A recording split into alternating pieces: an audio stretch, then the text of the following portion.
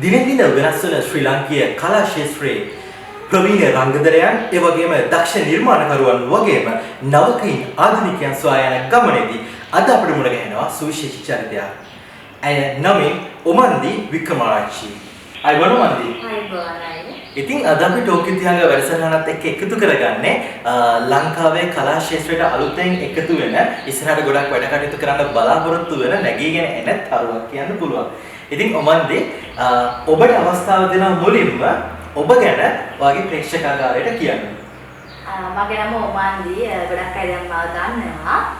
ඉතින් මුලින්ම මම කලා ක්ෂේත්‍රයට ආවේ ධනුෂ්ක රත්නායක අයියාගේ කියා දෙන්න ආදරේ තරම් ප්‍රඥාක්‍ය හරහා. ඒක තමයි මගේ මේ ෆීල්ඩ් එකේ ටර්නින් පොයින්ට් එක. ඒ වගේ තව වැඩ කටයුතු කරගෙන යනවා. පළවෙනි නිර්මාණය. ඒ සමගින් ඔබ තව මොන වගේද ප්‍රේක්ෂකයන්ට දැක බලා ගන්න පුළුවන් වෙනව මන්දි? සිරිස ටීවී එකේ රැයටම මාත් යනවා අට යන විතරක් ඉන්නවනා කියලා ඒ කතාවෙත් ඉන්නවා.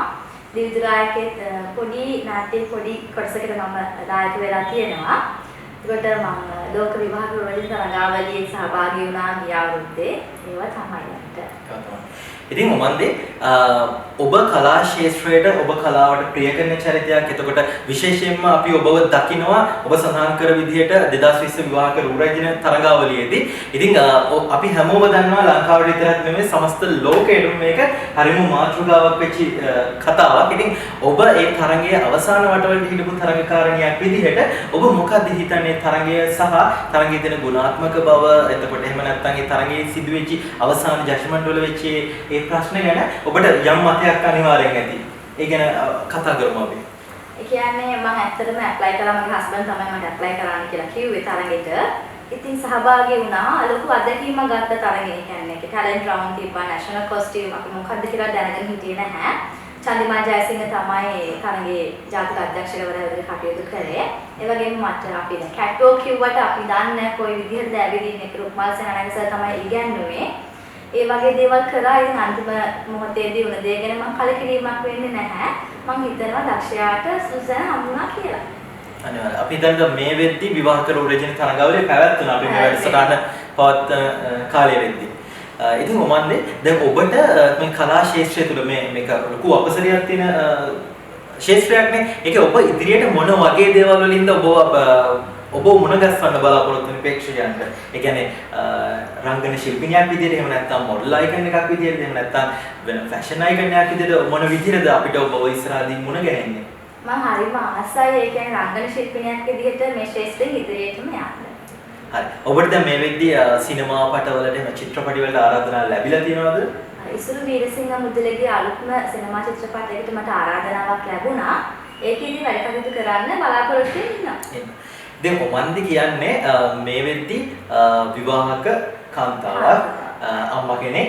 ඉතින් ඔබට දැන් අපි දන්නනේ අපේ රටවල් වල මේ ආසියාකරයේ අපේ සාමාන්‍ය රටවල් වල මේ අම්මා කෙනෙක් වෙනවා කියන එක සහ විවාහයට පත් වෙනවා කියන එක අර තාරුණ්‍යයේ තියෙන ඔයගලගේ තියෙන ජවයේ සුන්දරත්වය පොඩ්ඩක් අඩාල කරනවා කියලා දෙයක්. ඉතින් ඔමන්දිත් ඒ වගේමවත් එහෙම නැත්නම් ඔබට ඉදිරියට වෙනස් විදිහකට හිතන කෙනෙක්ද? ඇත්තටම මම වෙනස් විදිහකට හිතන කාන්තාවක්. මොකද වර්තමානයේ ගත්තහම කාන්තාවන් අතීතයට වඩා ගොඩක් දියුණු. කියන්නේ ශක්තිමත් ගැහණියක් වර්තමානයේ ගොඩක් ඒ කියන්නේ උසස් ඒ කියන්නේ ගොඩක් ටැලන්ටඩ් ගැහණියක් තමයි. ඉතින් මට මේ දේවල් කරන්න මගේ මහත්තයා ගොඩක් උදව් කරා. ඒ කියන්නේ යාගේ සප්පෝට් එක නැතුව මට මේක කරන්න බෑ. ඉතින් යාගේ බබා බලාගන්න එක්කෙනෙකුත් ඉන්න හින්දා මට ප්‍රශ්නයක් නැතුව මේ ගමන යන්න පුළුවන්. ඔමන්දි දැන් ඔබ විවාහක රූරජින තරඟාවලියට සහභාගී වෙනවා. ඔක විවාහක වේවා නැත්නම් මිස් ශ්‍රී ලංකා වෙන්න පුළුවන්, මිස් ශ්‍රී ලංකා වෙන්න පුළුවන්. මොන හරි පෙජන්ට් එකකට අපි හිතමු ගමේ ඉන්න ලස්සන තරුණියක්. එහෙම නැත්නම් ආස කරන කෙනෙක් එනවනම් ඔබ ඒගොල්ලන් එක රෙකමන්ඩ් කරනවද? එහෙම නැත්නම් ඔබට මූල්‍යමය පසුබිමක් තියෙන්න ඕනද? හැකියාවක් සමගින් එන්න ඕනේද කියලා ඔබ මොනවද ඔබගේ පෞද්ගලික මතය? මගේ අයියේ මෙහෙමයි. පෞද්ගලික මතය කියන්නේ හොඳයි. තරඟේ සහභාගී වෙන එක අපේ රට නියෝජනය කරන්න ලැබෙන එක අතකින් මූල්‍යමය වශයෙන් ඒ කියන්නේ ගොඩාක්ම මුදල් තියෙන අවශ්‍ය නැහැ. Tamante හැකි පමණින් වියදම් කරගෙන තරඟේ සහභාගී වෙලා මේ මගේ මවුරටට ලොකු ජයග්‍රහණයක් ගේන්න පුළුවන්. ඒක තමයි වටිනම දේ ඒකේ. ඒ කියන්නේ අත්තරලා බය වෙලා ඉන්න අවශ්‍ය නැහැ. කොහොම හරි ඔයගොල්ලන්ගේ අරමුණට යන්න ඕන නම් ඉදිරියට එන්නේ කියන කාරණාව තමයි ඔමන්ද කියන්නේ. අනිවාර්යෙන්ම. ටෝක් විත් හංග වැඩසටහන් වලදී අනිවාර්යයෙන්ම හැමෝගෙම අහනවා ඒක අපි කරන සර්වේ එකක් වගේ. අපි අහනවා ලංකාවේ ඉන්න තරුණ පරම්පරාව ගැන ඔයා දන්න මතය මොකක්ද කියලා. මොකද අපි එකතු කරගන්න ප්‍රතිභාපූර්ණ රංගදරයෝ වෙන්න පුළුවන්, ආචාර්යවරු වෙන්න පුළුවන් ඒගොල්ලන්ගේ ඉඳලා පුංචි පරාසයකට යන ආධුනිකයන්ගේ හැම දෙනාගේම අපි මේ කාරණාව අහනවා. ඔබට තියෙන මොන වගේ හැඟීමක්ද ලංකාවේ තාරුණ්‍ය ගැන? තාරුණ්‍ය ලංකාවේ ඇත්තටමයි ගොඩක් දක්ෂ කට්ටිය දැන් ලංකාවේ ඉන්නවා. හිතාගන්නත් බැරි තරම් දක්ෂයින් ඉන්නවා. ඉතින් මම හිතනවා යාළුවගේ මේ රටට ලොකු වැඩක් කරන්න පුළුවන් මේ කියලා. දැන් ඔමන්දේ අපි ගමු ඔයා වැඩිපුර හසුරුවලා තියෙන කාණ්ඩයේ පැජන්ට්ස් නේ. වඩ ගොඩක් අත්දැකීම් මම මේ විදිහට තියෙන්නේ. ඒ පැජන්ට්ස් එක්ක අපි කතා කරමු national costumes, එතකොට ඔය talents, ඒ කියන්නේ අපේ culture මේ ඔක්කොම වපසරිය ගත්තට පස්සේ ශ්‍රී ලාංකීය අනන්‍යතාවය අපේ ශ්‍රී ලාංකීය මාකට් එක ඉන්ටර්නැෂනල් ලෙවල් එකත් එක්ක ඔයා කම්පෙයාර් කරද්දී ඔයා සතුටටපත් වෙනවද නැත්නම් අපි තාම හරි තැනක නැද්ද? ඇත්තටම අයියේ දැන් අවුරුදු 5කට 6කට වගේ කලින් ගත්තොත් එහෙමනම් හරි තැනක තියන්න ලොකු තැනක් තිබ්බ නැහැ. මොන නැෂනල් කොස්ටියුම් එකක් වුණත් සමාජයේ මූල්‍යමය ප්‍රශ්න තියෙන්න පුළුවන් හදාගන්න ක්‍රමයක් නැති වෙන්නේ නැති. නමුත් දැන් මේ අද කාලේ ගද්දී ජාත්‍යන්තරයත් එක්ක ලොකු අභියෝගයක් දෙන්න පුළුවන් මට්ටමක ලංකාවේ ඉන්නවා. ඔබට මතක් කරන්න පුළුවන් චරිත ඉන්නවද? ළඟදී ගත්තොත් එහෙම ලොකුවට මට කෙනෙක් කියන්න අමාරුයි. මොකද පැජන්ට්ස් එක එක තරග තියෙනවා. ඒකට ඒ වගේ විවිධාකාර දක්ෂතා තියෙන ළමයි ඉන්නවා සහ ලෝකයක් ඉදිරියේ අභියෝග කරන්න පුළුවන් මට්ටමේ දේවල් තමයි කරන්නේ. කෙනෙක් කියන්න බෑ කීප දෙනෙක් ඉන්නවා. දැන් මන්නේ ඔබට අවස්ථාවක් ලැබුණා කියලා හිතමු ලංකාවේ ඉන්න ෆැෂන් අයිකන් එකක් වෙන. එහෙම නැත්නම් අපි කියමු මිසස් ශ්‍රී ලංකා කෙනෙක් වෙන්න. ඒ හා සමගාමී ඉන්ෆ්ලුවෙන්ෂල් ලේඩි කෙනෙක් වෙන්න අවස්ථාවක් ලැබෙනවා කියලා කියනකොට ඔබ යම් ආකාරයක ඔබට අචීව්මන්ට්ස් ඔබට ලැබිලා තියෙනවා. එහෙම කෙනෙක් වුණොත් ඔබ මොකක්ද ලංකාව වෙනුවෙන් කරන්න බලාපොරොත්තු වෙන්නේ? ඒ කියන්නේ අපි කියමු එක kind of a charity or a social work මොන වගේ දෙයක්ද දැන් ඔබ බලාපොරොත්තු වෙන්නේ? ඇත්තටම ආයේ මම මේ ෆීල්ඩ් එකට එන්න කලින් මම කලින් වැඩ කර ඇත්තටම ශ්‍රී ලංකා ගුවන් හමුදාව එක මතක් කරන්න ඕන. ඉතින් ඒකෙන් ලැබුණ පණරත් එක තමයි මම අද බය නැතුව ඕන අභියෝගයක් බාරගෙන මම ලෑස්ති වෙලා ඉන්නවා. ඉතින් මට ඉදිරියේ මම ලංකාවේ වෙන කරන්න පුළුවන් දෙයක් තියෙනවා නම් මම මුලින්ම කරන්නේ මේ රටේ කියන්නේ මුලින්ම නැති බැරි මිනිස්සුන්ට මම ගොඩක් ආසයි උදව් කරන්න. කියන්නේ අද අපිට තියෙන්න පුළුවන් අපිට අනාගතේ නැති වෙන්න පුළුවන්. ඒ කියන්නේ දිනුන පවුල් අරගෙන ඒ වගේ ඉගෙන ගන්න ආස ළමයිට ගොඩක් ඉන්නවා දක්ෂතා තියෙන ළමයි. හැබැයි ඉගෙන ගන්න වත්කමක් නැහැ, පොත් පැන්සල් ගන්න මුදල් නැහැ වගේ ලොකු දක්ෂතා ගොඩක් තියෙන ළමයි ඉන්නවා. මටත් වැඩි මේ ලෝකේ ජය ගන්න පුළුවන් නම් ඉන්නවා. ඉතින් මම කැමති ඒ වගේ ළමයි කට්ටිය තෝරගෙන ඒ පවුල් වලට දරුවන්ට තවත් කට්ටිය සහයෝගී ඒ කට්ටියගේ සහයෝගය අරගෙන උදව් කරන්න ඌ බලාපොරොත්තුවක් තියෙනවා අගට. ඉතින් ගුවන් හමුදාවේ සේවය කරා කියන එක සුවිශේෂී කාරණාවක් අපි දැනගන්නේ දැන්.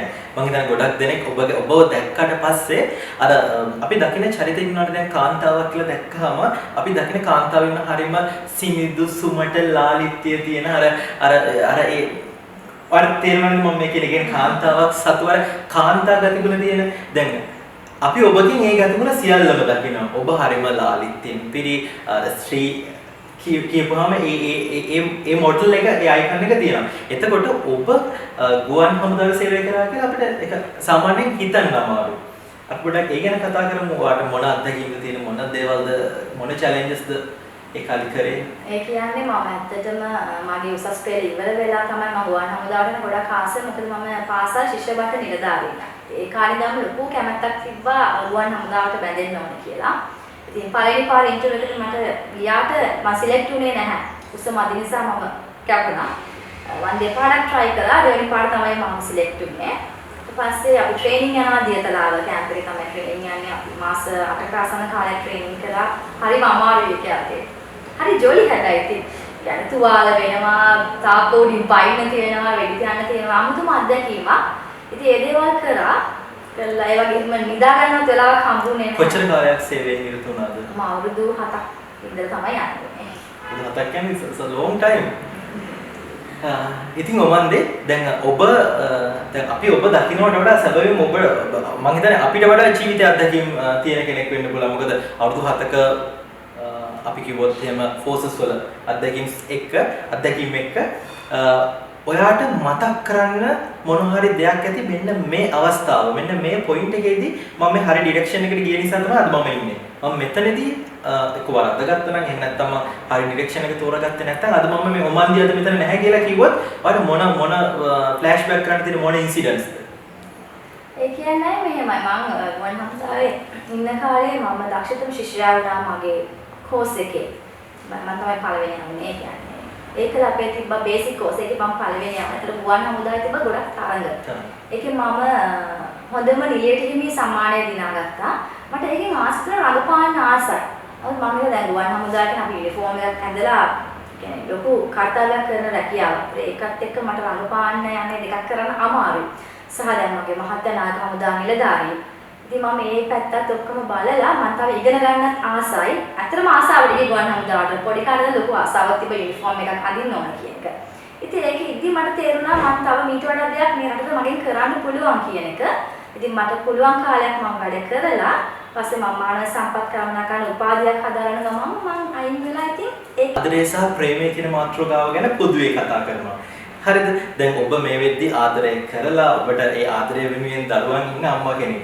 හරිද?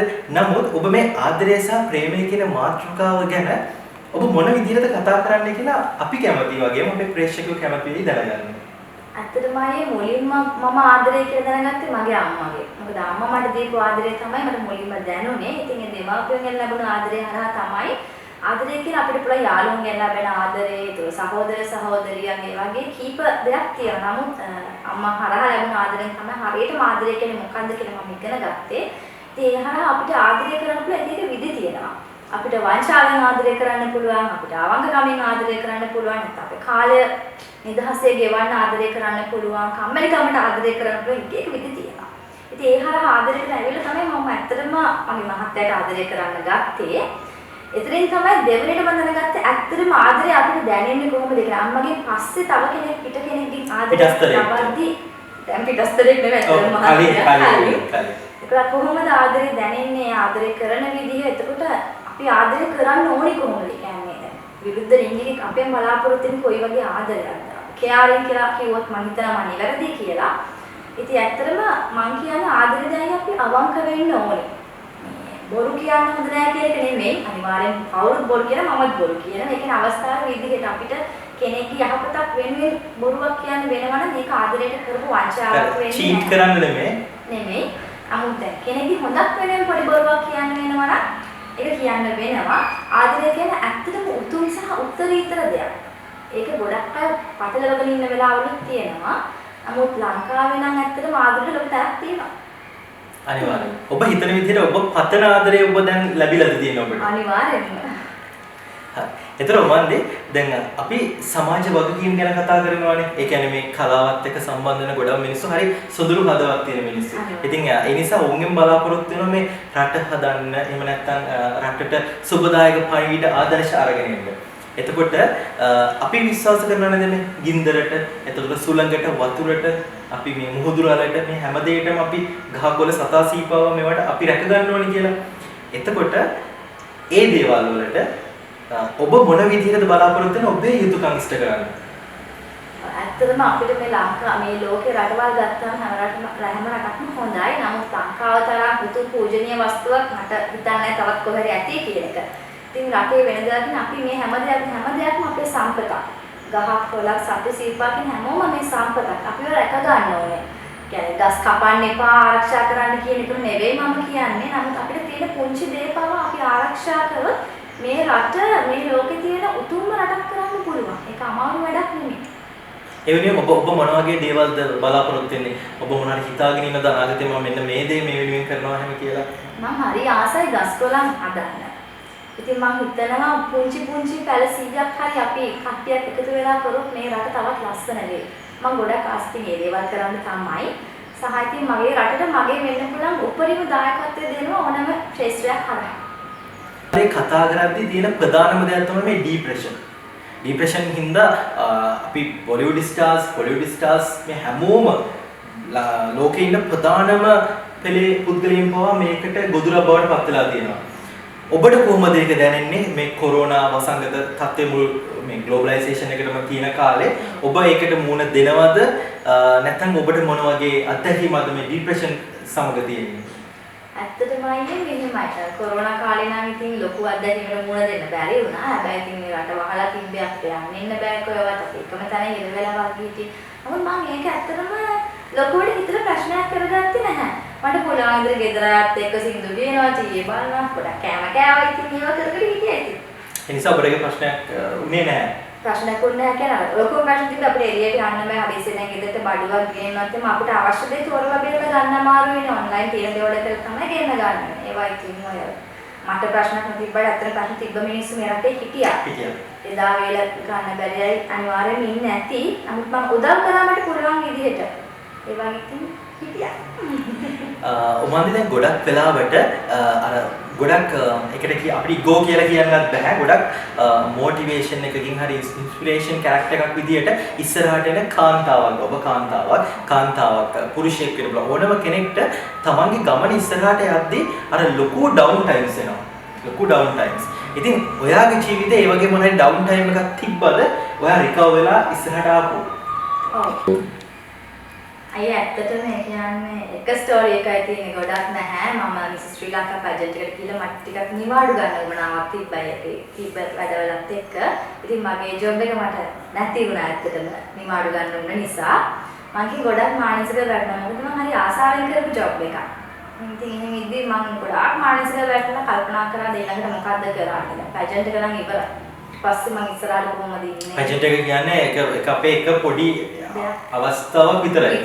ඉතින් එහාට මම ආසාවෙන් කරපු රැකියාවනේ පස්සේ මම හිතුවා කමක් නැහැ ජීවිතේ මගේ වෙන්න තිබ්බ දෙයක් වෙන්නේ නැති. ඒ දේවල් මට වළක්වන්න බෑ.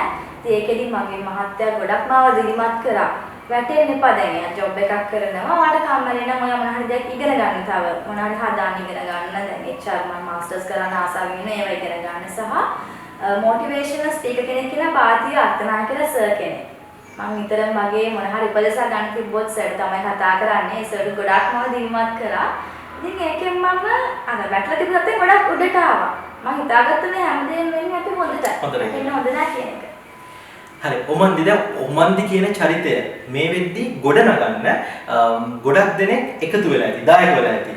මම අහන්නේ දායක වෙච්ච පිරිස නෙමෙයි. නමුත් ඔමන්දි කියන චරිතය අද මෙතන නැහැ. මෙන්න මේ කියන පුද්ගලයෝ හිටියේ නැත්තම් කියලා හිතුණොත් ඔයාට මතක් වෙනම සුවිශේෂී පුද්ගලයන් ටික කවුද? මුලින්ම මගේ අම්මා. අද මට මේ ලෝකෙට බිහි වෙන්න උපදුන්නේ නැත්තම් අද මං කියලා කෙනෙක් මේ ලෝකේ නැහැ. සහ මගේ මහත්තයා මොකද පැජන්ට් එකටද ටෙලිග්‍රෑම් එකකට මම ෂූටින් ගියත් එයාම ලොකු සහයෝගයක් දක්වන ළඟ නැහැ. එයා ගොඩක් දුර ඉන්නේ නමුත් එයා උදව් කරනවා සහ මගේ නංගි එයා ගොඩක් උදව් කරනවා. එතකොට මුලින්ම මාත් යටනක්ස් අතර මතක් කරන්න ඕන ගොඩාක් උදව් කරනවා වචනකින් හරි මට උදව් කරනවා සහ වගීෂ බණ්ඩාරසත් ගොඩක් උදව් කරා. මොනවාරි ප්‍රශ්නයක් ආපලා වුණත් සර් ගොඩක් උදව් කරලා දිරිමත් කරා මාව. එතකොට ඒ වගේ කට්ටිය තමයි ඉතින් මගේ යාළුවෝ මගේ වදම යාළුවා හිරුනි. එයා ඉන්නේ කඩුවෙල මම ගුවන් හමුදාව යාළුවෙක්. ඉතින් අවුරුදු දැන් 12ක විතර යාළුකමක් තියෙන අපේ දෙන්නගේ අතර. අදටත් මොනවාරි දෙයක් වුණොත් මම මහත්තයාට කලින් මුලින්ම කියන්නේ යාළුවට. එයා තමයි soulmates. හරි. ඔමන්දි ඉතින් එහෙනම් ටෝක් විත් විහංග අපි වැඩසටහනත් එක්ක එකතු වුණාට බෙහෙවින්ම ස්තුතියි. ඔබට අවස්ථාව දෙන ඔයාගේ Instagram, ඔයාගේ social media, Facebook වගේ audience එකට වගේම ඔයාගේ නෑයන්ට යාළුවෝ හැමදෙනාම ඔයාට ආදරය කරන කට්ටිය මේ වීඩියෝ එක බලනවනේ. ඉතින් ඒගොල්ලන්ට මොන විදිහටද ආදරය කරන්නේ? ඔයාට ඒගොල්ලන්ව මොන විදිහටද වටින්නේ කියලා ඔයාට කතා කරන්න අවස්ථාව තියෙනවා. මට යාළුවෝ කියන මහා ලොකු යාළුවෝ ගොඩක් මම ආශ්‍රය කරන්නේ නැහැ. සුළු පිරිසයි මම ආශ්‍රය කරන්නේ. ඉතින් මගේ යාළුවන්ට මම ගොඩාක් ආදරේ ගොඩාක් උදව් කරන්න කැමතියි.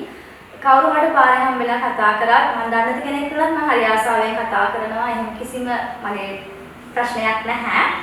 සහ මේ රටේ ඉන්න හැමෝටම ඕන දෙයක් කියන්නේ කතා කරන්න උදව්වක් කරේ අවශ්‍ය නම් මට කතා කරන්න පුළුවන් කිසිම ප්‍රශ්නයක් නැහැ. මේ රටට මේ හැමෝටම මම ආදරේ. ඉතින් කියන්න තියෙන්නේ මේ රට වෙනුවෙන් මොන හරි දෙයක් කරන්න තියෙනවා නම් පුළුවන් උපරිමයෙන් අපේ රටට දෙයක් කරන්න ඒක තමයි තියෙන්නේ. සහ Tamanට දෙයක් කරගන්න. එහෙනම් මන්දි බෙහෙවින් ස්තුතියි අපි සමග සම්බන්ධ වුණාට. ඒ වගේම ගෝවිත් විහංග YouTube නාලිකාවේ ටෝක් විත් විහංග වැඩසටහනත් එක්ක එකතු වෙන ඔයගොල්ලන් හැමෝටම බෙහෙවින්ම ස්තුතියි. ඒකට මට රනිල් කුලසිංහ අයියාගේ ස්වර්ණවාහිනියේ ගියා වලවෙට්ටුවා කියන ටෙලිග්‍රෑම් එකට මට ආරාධනාවක් ලැබුණා W ජයසිරි සර්ත් එක්ක රඟපාන්න. මගේ පෞද්ගලික හේතුවක් නිසා මට ඇත්තටම යන්න බැරි වෙනවා. මම අදලා දුක් වෙන chance එක මිස් කරගත්තට නමුත් රනිල් අයියා ඉදිරි වැඩ කරලා මම අනිවාර්යෙන්ම සහයෝගය දක්වනවා කියලා